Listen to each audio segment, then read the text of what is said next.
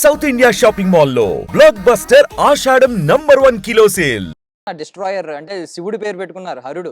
హరుడు అంటే మనకి శివుడు కదా. అదే actually encounter specialist police DCP Shankar. DCP Shankar. So encounter specialist.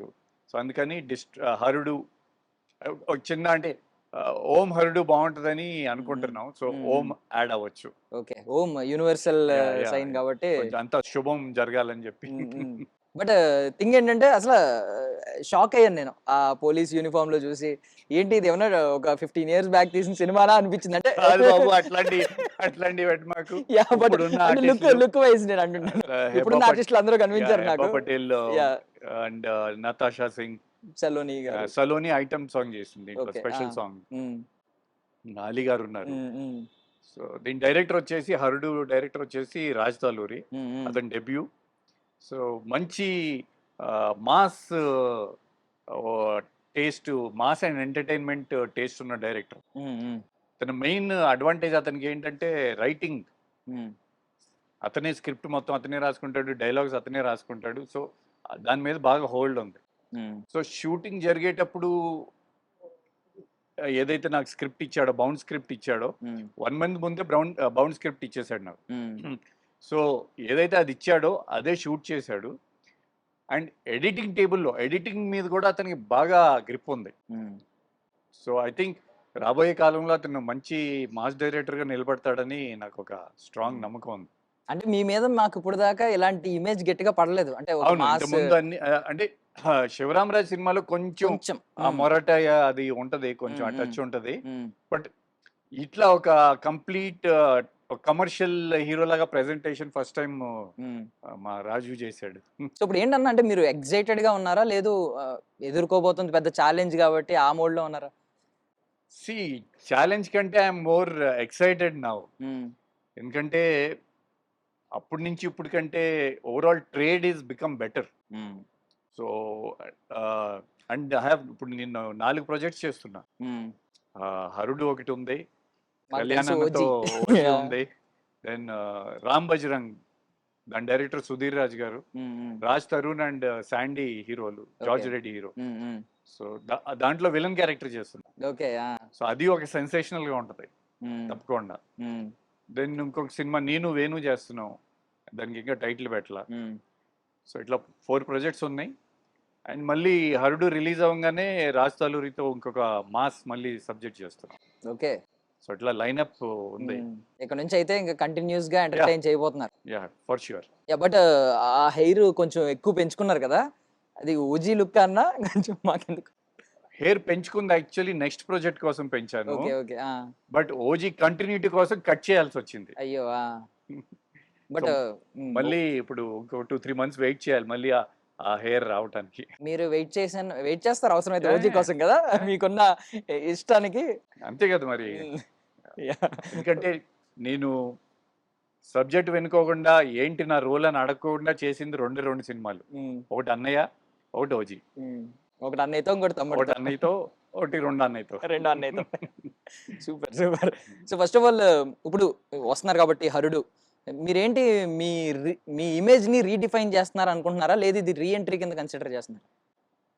అంటే రీఎంట్రీ అని ఏం చెప్పలేము, అట్లా ఏం లేదు. ఎందుకంటే ఓకే మధ్యలో నాకు బ్యాక్ ఇంజరీ అయింది.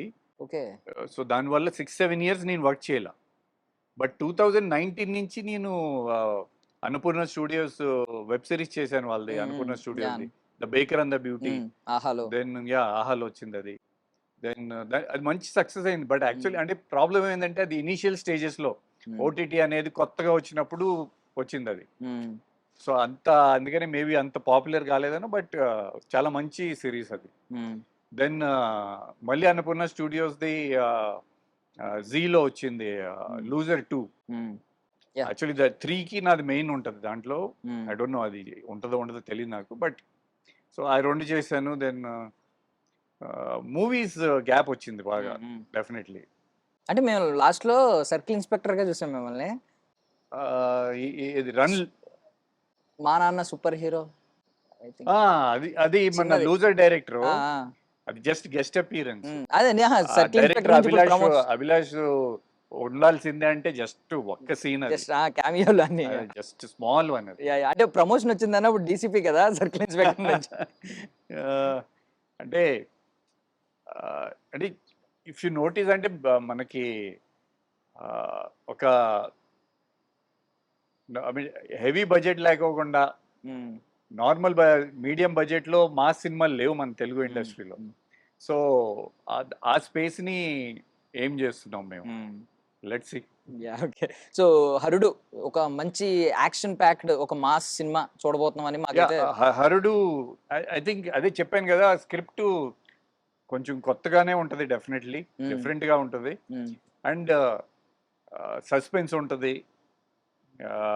యాక్షన్ ఉంది, కామెడీ ఉంటుంది, సాంగ్స్ కూడా, మ్యూజిక్ కూడా చాలా బాగా వచ్చింది.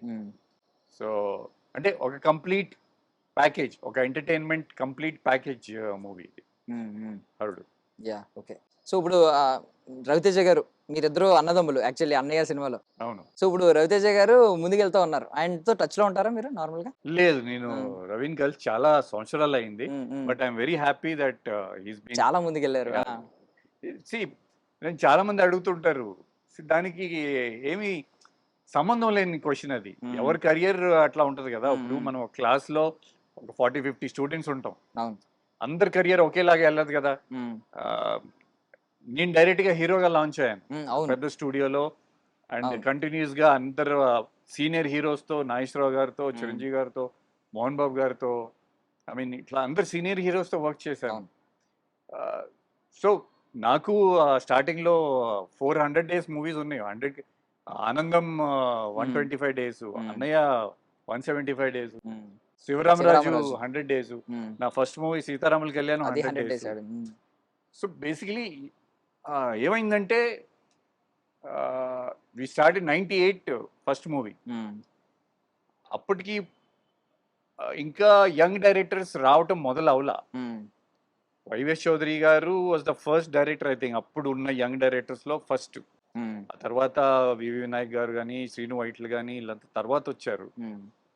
సో బేసిక్లీ 98లో నా ఫస్ట్ మూవీ రిలీజ్ అయింది. సో అప్పుడు సింగిల్ స్క్రీన్ థియేటర్స్ ఉండేవి. సో ఆ టైంలో ఏంటంటే మీకు ఏ సినిమా రిలీజ్ అయినా కనీసం ఒక 2 వారాలో 3 వారాలో, బాగుంటే 4 వారాలని ఒక ఫిక్స్ ఇది ఉండేది. ఎప్పుడైతే I think 2003 or something multiplex start అయినాయి. మల్టీప్లెక్స్ స్టార్ట్ అయినప్పటి నుంచి చాలా డైనమిక్స్ మారిపోయినాయి. ఇప్పుడు ఏదైతే థియేటర్స్ ప్రాబ్లం అని, ఓటీటీ వల్ల సఫర్ అవుతుందని, థియేటర్ సఫర్ అవుతుంది అని అనుకుంటున్నారో, అప్పుడు మల్టీప్లెక్స్ వల్ల సింగిల్ స్క్రీన్ సఫర్ అయింది. బట్ ఇన్ని సంవత్సరాలు ఆల్టర్నేట్ లేదు కాబట్టి ఎవరికి తెలియలా. ఇప్పుడు ఓటీటీ వచ్చేసరికి థియేటర్కి జనం రావట్లేదు అని కంగారు పడి ఇప్పుడు ఏం చేయాలి అని సొల్యూషన్లు ఎత్తుకుంటున్నారు. సొల్యూషన్ సింపులే, ఆడియన్స్కి మనం ఎంటర్టైన్మెంట్ అనేది అందుబాటులో ఉండాలి. నేనే షాక్ అవుతా, మల్టీప్లెక్స్లో 20 రూపాయలు స్ప్రైట్ 400 రూపాయలు అమ్ముతున్నారు. అంటే దానికి అర్థం పర్థం లేదు. ఆ పాప్కార్న్ 400 రూపాయలు. ఇట్స్ మీకు టికెట్ రేట్ల కంటే ఈ ఎక్కువ ఖర్చు అనిపిస్తున్నాయి. 200 టికెట్ 250 300 కానీ థియేటర్కి రావాలి అంటే వాళ్ళు ఇప్పుడు మల్టీప్లెక్స్లో అన్ని చోట్ల, సిటీ మొత్తం మల్టీప్లెక్స్లో వచ్చేసినాయి, ఈవెన్ టౌన్స్లో కూడా వచ్చేసినాయి. సో డెఫినెట్లీ అందరికీ దగ్గరలో అందుబాటులో ఉన్న థియేటర్కి వెళ్ళిపోవాలని ఉంటుంది.